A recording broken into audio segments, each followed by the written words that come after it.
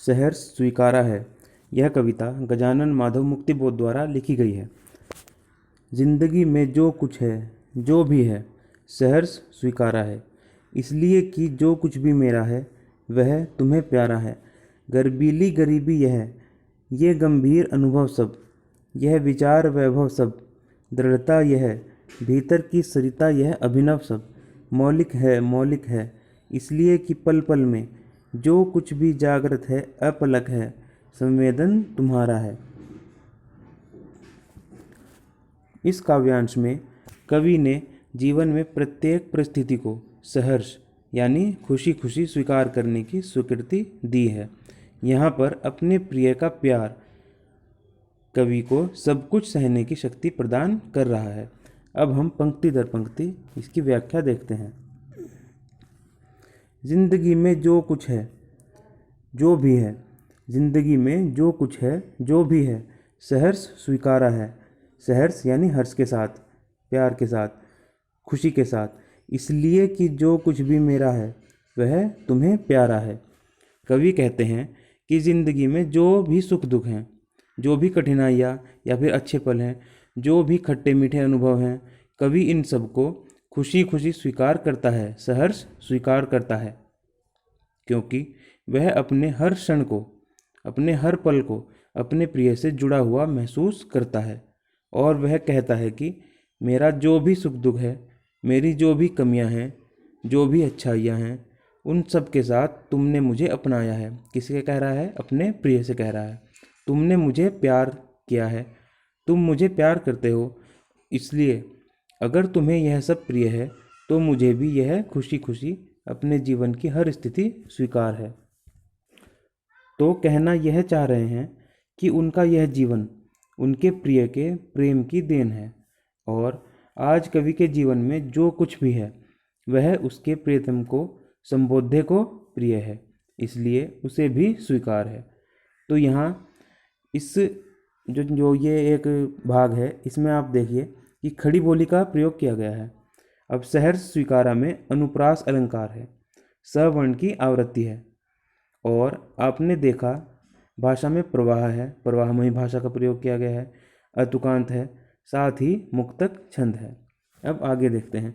गर्बीली गरीबी यह, ये गंभीर अनुभव सब, गर्बीली मतलब गर्व युक्त, गर्वमय, गर्बीली गरीबी यह, ये गंभीर अनुभव सब, यह विचार वैभव सब, दृढ़ता यह, भीतर की सरिता यह अभिनव सब। मौलिक है, इसलिए कि पल पल में जो कुछ भी जागृत है अपलक है, संवेदन तुम्हारा है। कवि कह रहा है कि अपनी अभावों की जिंदगी पर उसे गर्व है, यानी अभावों से भरी हुई जो जिंदगी है, कवि उसे कहता है कि उसे उस पर गर्व है। गर्बीली गरीबी का अर्थ है गर्वपूर्ण गरीबी, गौरवमयी गरीबी, और इस जीवन को जीते हुए उसे जो भी गहरे अनुभव हुए हैं, जो भी गूढ़ अनुभव हुए हैं, उसके विचारों और चिंतन को जो संपन्नता मिली है, और उसके व्यक्तित्व की दृढ़ता, उसके मन के भीतर जो भावों की सरिता है, भाव रूपी जो धारा बह रही है, वह सब कुछ नया है और उसका अपना है, मौलिक है, कहीं भी कोई बनावट या नकल नहीं है। उसके पास अपनी अनुभूतियों के प्रति जो दृष्टिकोण है वह भी उसका अपना है। उसके पास जो कुछ है, अच्छा है या बुरा है, उसमें कोई नकल नहीं है, वो मूल है एकदम। कवि कहता है कि जो कुछ उसकी रचना में भाव हमें दिखाई देते हैं, यानी जो भाव इस कविता में दिखाई दे रहे हैं, वे सब अनुभव सत्य हैं, एकदम सही हैं और भोगे हुए यथार्थ हैं, यानी कवि उनको भोग चुका है तभी लिखा है। इसलिए वह कह रहा है कि यह सब कुछ नया है, मौलिक है, और इसलिए कि पल पल में जो कुछ भी जागृत है अपलक है, संवेदन तुम्हारा है।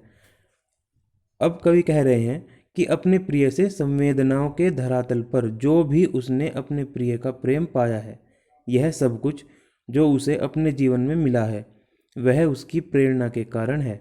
अर्थात कवि के जीवन में जो भी सजग है अपलक है, यानी जो भी स्थिर है, अपलक का मतलब स्थिर, जो भी स्थिर है वह सब प्रिय की प्रेरणामयी और संवेदनामयी अनुभूतियों का फल है। हे प्रिय, तुम्हारी संवेदना ही मेरी समस्त उपलब्धियों का मुख्य स्रोत है। अब हम अगला काव्यांश पढ़ेंगे। जाने क्या रिश्ता है, जाने क्या नाता है, जितना भी उड़ेलता हूँ भर भर फिर आता है। दिल में क्या झरना है, मीठे पानी का सोता है। भीतर वह ऊपर तुम, मुस्काता चांद ज्यों धरती पर रात भर। मुझ पर त्यों तुम्हारा ही खिलता वह चेहरा है।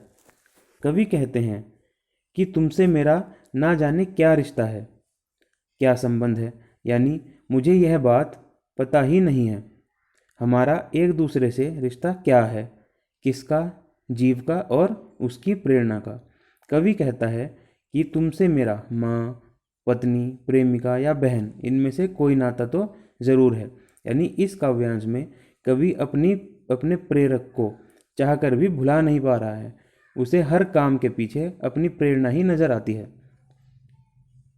जितना भी उड़ेलता हूँ भर भर फिर आता है,